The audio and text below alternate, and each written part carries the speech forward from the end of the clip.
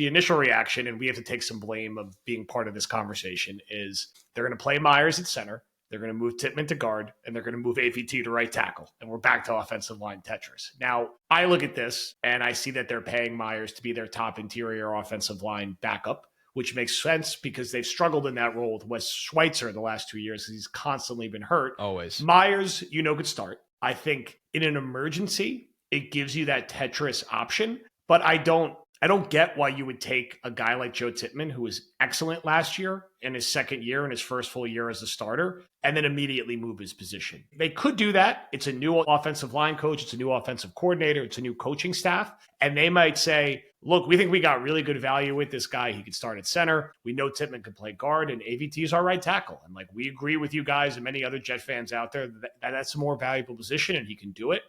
Or what I think it is he's a good player. It's 1 year. It's $3 million. A good player by being a backup. With a lot of starting experience. And, we can still take a right tackle at 7. We might not. We're not showing our cards either way.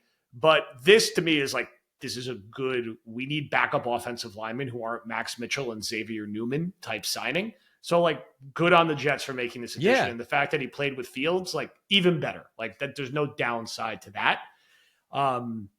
The second one, and then we'll hit the last two. If they just brought Isaiah Oliver back, there's nothing exciting there, but he's solid, fine backup, right? Could play corner, could play safety, and could play special teams.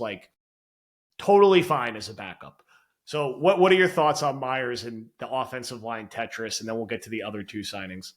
Well, it's adequate depth because they're signing depth that started a lot of games in Myers, and I know we're going to talk about Chukwuma Okorafor, who's played a lot of games at tackle for the Steelers.